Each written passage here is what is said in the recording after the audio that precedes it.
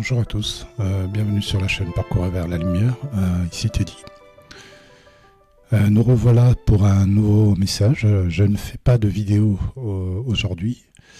Voilà, donc j'avais juste besoin de passer un message. Donc aujourd'hui le message, c'est le 19 juin que je le fais. Voilà, le 19 juin.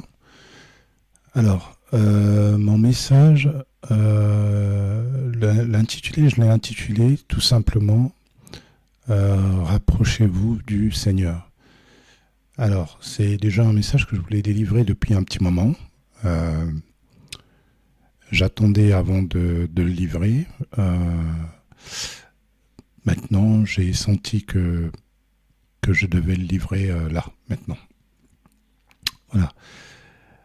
Je voulais juste rappeler que ce soit aux chrétiens ou aux non-chrétiens, des personnes qui ne croient pas en Dieu, ou peut-être ceux qui croient mais qui ne cherchent pas vraiment. Je voulais juste dire que aujourd'hui, l'évangile est à portée de main. Qu'il ne faut pas la piétiner, qu'il ne faut pas la fouler aux pieds, mais que personne, je le dis, personne ne vous trempe là-dessus. Personne ne vous trempe. L'évangile, c'est vraiment la parole de Dieu. C'est le cœur de notre Dieu, le cœur de notre Seigneur. Nous avons un Dieu qui nous a créés et qui nous a fait à son image. Si vous vous rapprochez de lui, il se rapprochera de vous.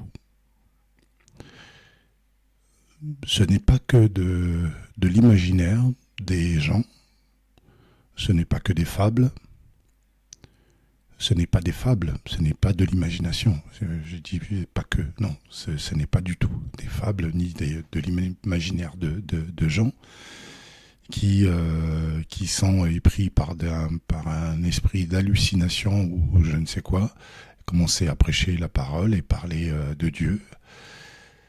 Non, écoutez, j'ai expérimenté moi-même cette rencontre avec le Seigneur et vous pouvez me croire que je suis plutôt une personne qui est équilibrée. Si on doit utiliser ce terme pour convaincre le monde physique, enfin les personnes qui soient intelligentes ou équilibrées. Voilà, donc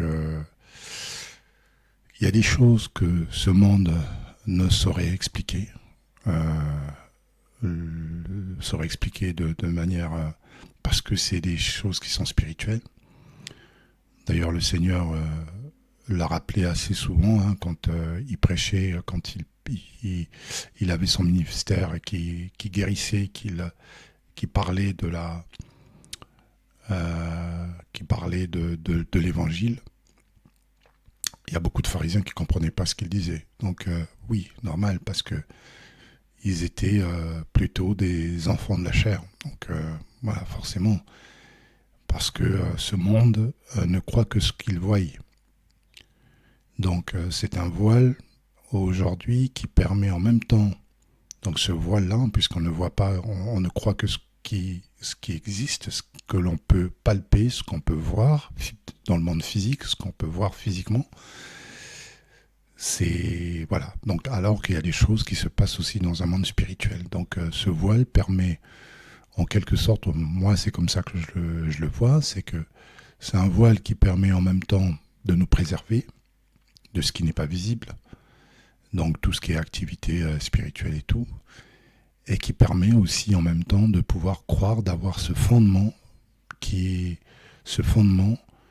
est plutôt la foi. Donc c'est une substance aujourd'hui qu'on appelle la foi et qui permet en fait à un chrétien de pouvoir marcher avec Dieu, parce que les Écritures disent que sans la foi nous ne pouvons pas plaire à Dieu, parce que Dieu est esprit. On ne peut pas le voir dans le monde physique. Voilà. Donc je ne reviens pas sur le concept de la foi, que j'ai déjà abordé ici dans cette chaîne. Il y a Hébreux 11, si vous prenez tout le chapitre d'Hébreux 11, je pense que ce chapitre explique très bien ce que c'est que la foi, avec quelques exemples, des exemples de patriarches, des exemples de personnes bibliques qui ont marché avec Dieu, et comment est-ce qu'ils ont mis, leur foi en avant pour pouvoir justement plaire à l'Éternel et faire sa volonté. Le Seigneur aujourd'hui souhaite que tout le monde le connaisse, il n'y a pas d'exception. Cette connaissance a été révélée à travers l'Évangile et tout le monde peut y accéder. Alors tout le monde peut y accéder. Recevoir la parole, de croire et d'être sauvé. Je prie assez souvent pour que la pureté de l'Évangile soit préservée et ne pas être altérée. Oui, ne pas être altérée. Parlant d'altération, il y en a beaucoup qui le font par des théories qu'ils développent pour attirer plutôt le monde et avoir des audiences sur Internet ou remplir des ministères parce que pour pour des intérêts personnels. Mais ça, c'est vieux comme le monde, hein, puisque Paul l'avait dit aux Philippiens. Il avait dit, si vous prenez le livre de Philippiens en chapitre 3, verset 19, on dit leur fin sera la perdition, ils ont pour Dieu leur ventre, ils mettent leur gloire dans ce qui fait leur honte, ils ne pensent qu'aux choses de la terre. Il l'avait dit. Il y a d'autres versets encore qui parlent justement des gens qui essayent qui font un travail et qui pensent qu'ils travaillent pour Dieu, mais en fin de compte, ils ne travaillent pas du tout pour Dieu, puisqu'ils essaient de dévier en fait de la pureté du cœur même de l'Évangile. Et qu'ils ne voient vraiment pas l'ampleur de ce qu'ils font en travaillant comme ça contre Dieu. Donc je reviens sur ce que j'ai dit, c'est que vous le cherchez de tout votre cœur, vous le trouverez. Tous les moments que nous vivons aujourd'hui, ces quelques passages de plaisir que le monde aujourd'hui est en train de... il y a la Coupe du Monde, il y a d'autres événements qui se passent. Je ne dis pas qu'il faut pas regarder ce type d'événement, hein, bien entendu. On est dans ce monde, donc il y a des choses de ce monde quelquefois qu'on fait. Bon, voilà, on n'a pas. Mais beaucoup aussi idolâtrent ce type d'événement, même sans le savoir. Idolâtrer, je pense aussi aux personnes qui pensent qui prient, qui parlent, qui marchent avec Dieu, et alors qu'à côté, ils préfèrent regarder une Coupe du Monde plutôt que d'aller peut-être se rassembler et de prier. Parce que les Coupes du Monde, c'est pas ce qui va arrêter la pauvreté dans le monde, c'est pas ce qui va arrêter les guerres. C'est pas ça. C'est des plaisirs qui sont complètement passagères. Et ils sont encore plus que passagères dans le sens où c'est des choses qui vont disparaître complètement. Mais par contre, la parole de Dieu, elle reste éternelle. Et elle restera toujours. Voilà. Donc ça, je n'invente rien. Tout est marqué dans les Écritures et qui appuie ce que je suis en train de dire. Ben, vous me direz, oui, mais on profite de la vie, etc. Mais de la vie, vous ne savez même pas ce qui se passe, ce qui existe après la vie. Donc de toutes les façons, personne ne peut dire ce qui se passe après, sauf si vous revenez des morts et vous savez exactement ce qui se passe derrière. Donc voilà. Il y a des témoignages et des gens qui ont peut-être vécu des morts imminentes qui sont revenus et qui ont témoigné, mais malgré ça, Et il y a des gens qui continuent à ne pas croire. Bon, voilà.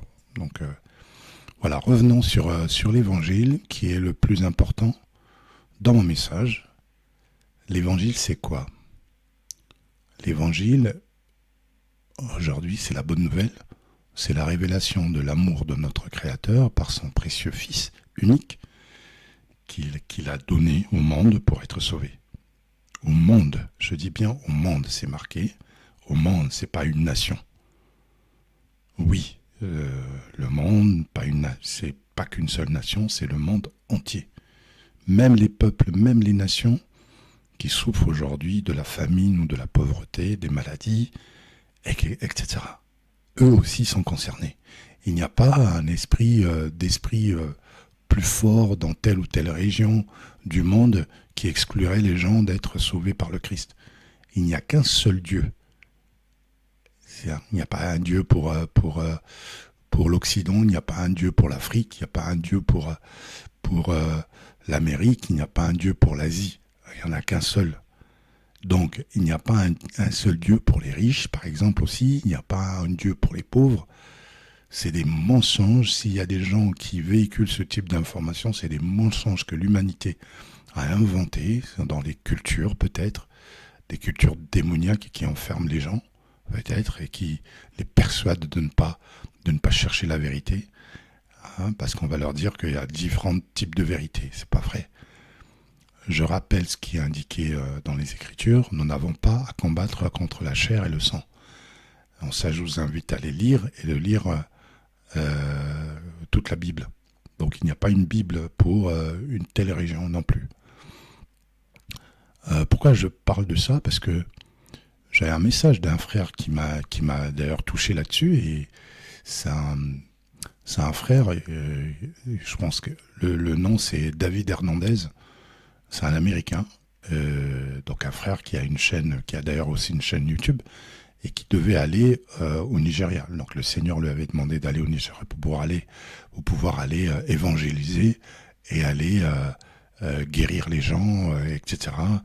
Voilà, donc ce qui s'est passé, c'est que quand son entourage a appris qu'il allait au Nigeria, il y a des gens qui ont essayé de le persuader de ne pas y aller en lui disant que là-bas il y a des sorciers d'un rang très élevé, peut-être oui des marabouts, des gens qui sont hyper spirituels, voilà, et que attention, il lui a dit ça. Et qu'est-ce qu'il a fait? Il a prié et le Seigneur lui a dit tu y vas, il n'y a pas les mêmes esprits, c'est les mêmes esprits qui existent partout ailleurs, que ce soit en Amérique ou en Afrique ou tout. Ça, c'est de la culture humaine. Voilà, donc ne limitez pas Dieu, ne le limitez pas, parce que si vous le limitez, ça veut dire que c'est l'ennemi qui passe par là et qui essaie de nous persuader qu'il y a des régions qui sont spécifiques, qui sont beaucoup plus forts, même si vous marchez avec Dieu. Non, mais d'où ça vient ça? Donc, c'est le même Dieu qui a sorti le peuple d'Israël d'Égypte, avec tous les miracles qu'on connaît, que vous lisez dans la Bible, en utilisant Moïse comme serviteur. Il y a eu des miracles qui ont été faits par Élie, par Ézéchiel, les miracles par le Seigneur Jésus. Oui, vous allez me dire, oui, mais il n'y a pas... mais il s'agit d'une autre époque, Dieu ne fait plus ça. Non. Mais où est-ce que c'est écrit que Dieu a changé? Dieu n'a pas changé. Dieu est le même. C'est le créateur de l'univers, de l'univers. C'est le créateur de la terre, du ciel, de tout ce qui existe dans l'univers. C'est le même Dieu. Maintenant, vous allez me dire, oui, mais pourquoi est-ce qu'aujourd'hui, les miracles qui étaient comptés parmi les prophètes à l'époque et le Seigneur Jésus, je rappelle quand même, le Seigneur Jésus avait indiqué à ses apôtres que lui, il partait et qu'il devait partir. Il envoyait le Saint-Esprit, l'avocat, celui qui réconforte, etc. Et il avait même dit que vous ferez des choses beaucoup plus. Vous ferez comme j'ai fait, et même les miracles que j'ai faits, mais vous en ferez même plus. Alors, donc si on croit aux Écritures, pourquoi on ne croit pas à ces paroles? Donc on devrait plutôt se poser la question, pourquoi ça n'arrive pas? Ben moi, je peux vous dire, pourquoi? Ben c'est le manque de foi. Le manque de foi, le manque de dévotion. Je suis persuadé que si Paul faisait partie de cette génération, il aurait même dit que c'est une génération perverse, une génération corrompue, etc. Donc, les leaders dans les églises, pour moi, je vais donner mon avis. Moi, je suis pour l'union du corps du Christ, mais on a aussi un Dieu qui corrige. Et donc, c'est pas moi à juger les gens. Je ne pointe le doigt à personne.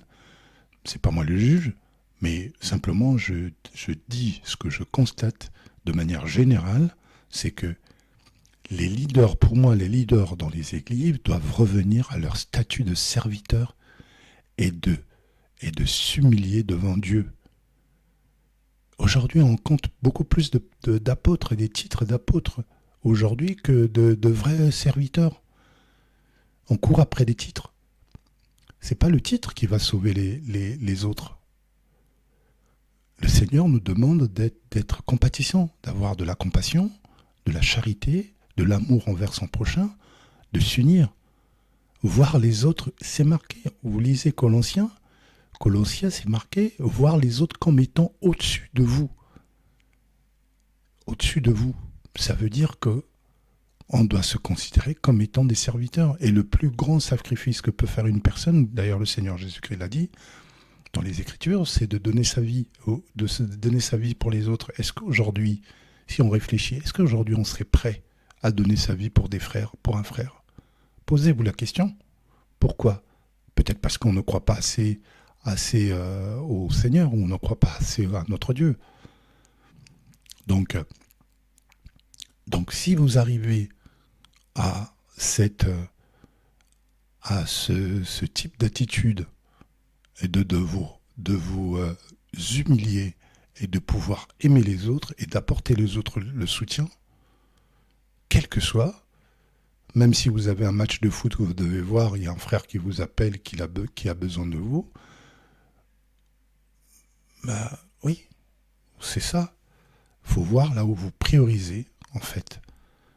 Personne n'est parfait. On est parfait à travers le Seigneur Jésus-Christ, mais il faut qu'on ait cette volonté de marcher vers ce qui est saint, ce qui est pur, parce que la sainteté, comme dit notre Dieu, est saint. Donc vous devez être saint. C'est pas que nous allons l'être parce que nous sommes enveloppés de cette chair qui est faible, comme le Seigneur Jésus disait.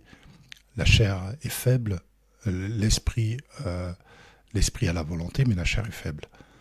Donc, c'est le vouloir, c'est la disposition du cœur. C'est ça, en fait. Moi, je vis dans ma vie quotidienne des miracles. J'ai reçu des guérisons, j'ai fait même un témoignage sur des guérisons, j'en ai eu d'autres. Je fais des rêves même incroyables, des choses qui se sont passées même dans la réalité. Des rêves prophétiques, j'en ai fait, où le Seigneur m'avertissait, et quand j'en parle, quelquefois on me dit, bon bah c'est des hallucinations. Je pense que je témoignerai encore plus pleinement ici, pour la gloire de notre Dieu, de notre Seigneur. Je ferai d'autres témoignages, mais c'est des choses que mais nous avons besoin vraiment de s'unir pour que la grâce de Dieu abonde encore plus.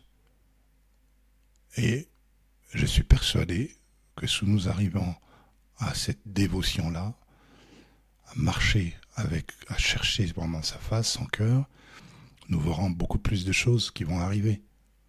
Et ce qui est marqué, tous les miracles que vous avez vus le Seigneur Jésus-Christ accomplir, s'accompliront. Il n'y a pas de différence. Je vais quand même parler d'un rêve pour donner un exemple, mais une fois, comme j'expliquais dans ma chaîne très souvent, moi je rêve assez souvent, donc le Seigneur passe par des rêves pour me passer des messages, soit des messages d'avertissement, soit des messages des messages certainement d'encouragement, des messages pour prier pour les autres, etc. Mais une fois, j'ai fait quelques rêves. Je me souvenais plus de mon rêve quand je me réveille. Je me suis réveillé une fois, donc je me souvenais plus de mon rêve, mais j'ai été prié. J'ai demandé au Seigneur, j'ai dit, mais Seigneur, je me souviens plus de mon rêve. Si c'est un rêve que tu souhaites vraiment que je prenne note et que je puisse justement marcher selon relative à ce rêve, alors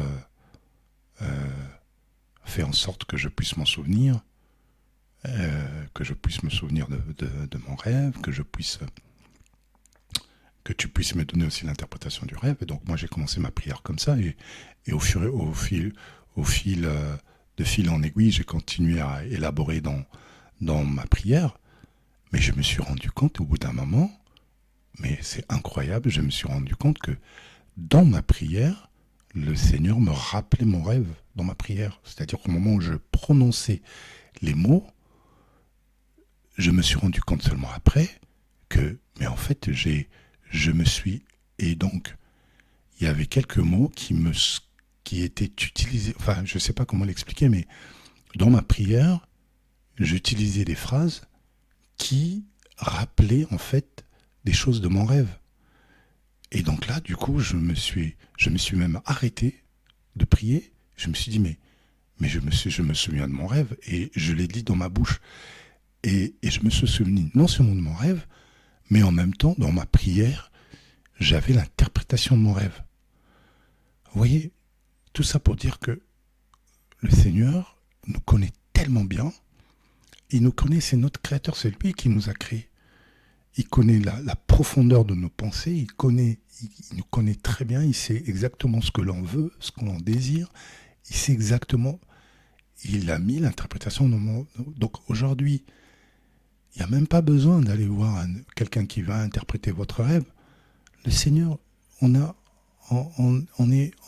le Saint-Esprit qui est avec nous, qui marche avec nous. Pourquoi est-ce qu'on ne va pas demander au Seigneur directement ? C'est un peu les messages que je passais très souvent.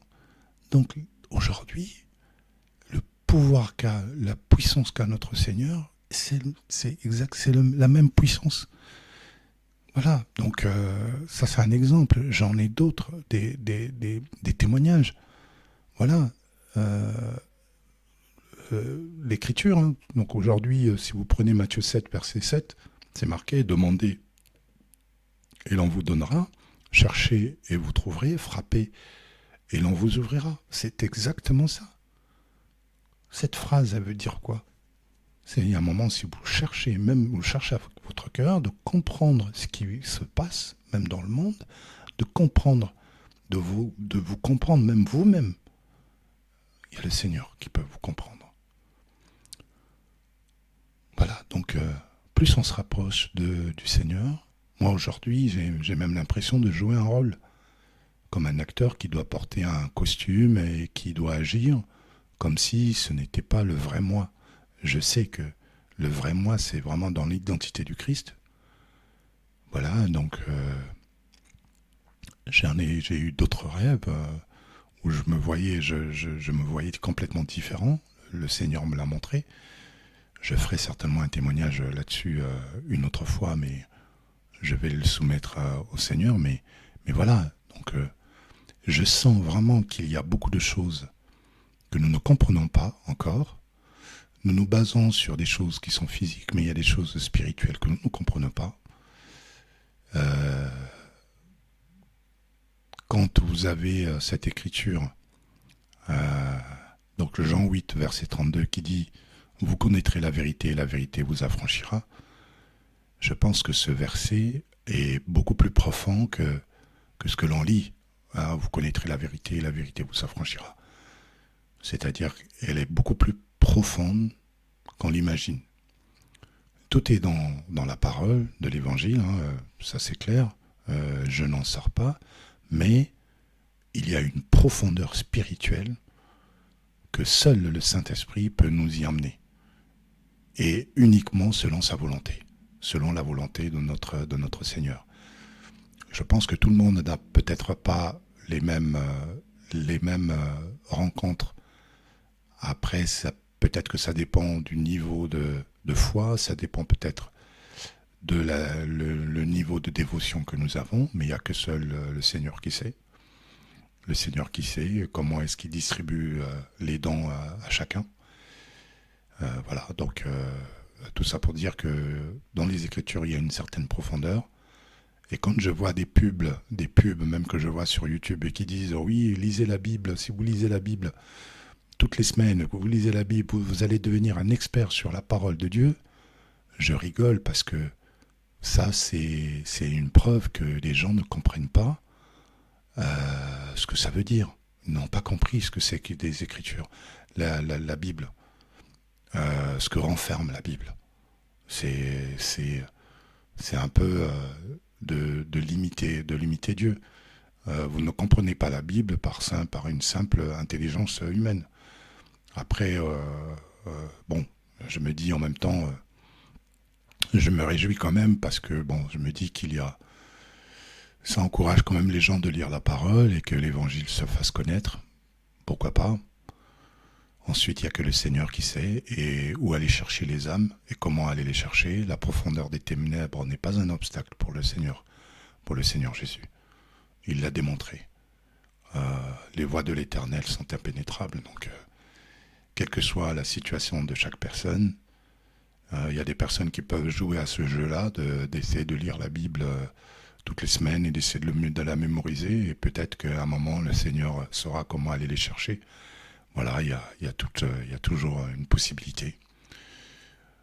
Voilà, donc tout ça pour dire que rapprochez-vous du Seigneur, cherchez-le vraiment. Moi, il y a beaucoup de choses, comme je le répète, il y a beaucoup de choses qui m'arrivaient que je ne comprenais pas.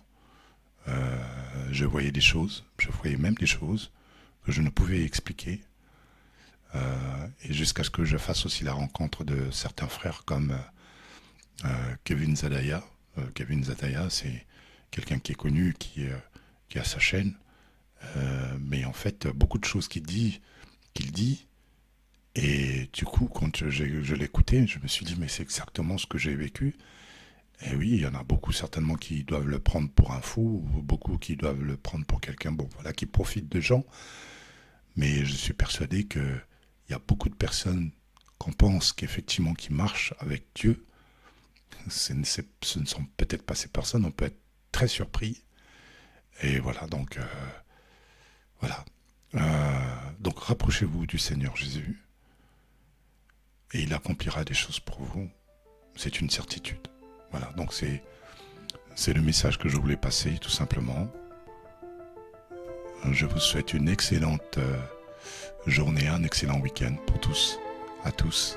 N'hésitez pas de liker et de partager ces messages. Shalom à tous. Au revoir.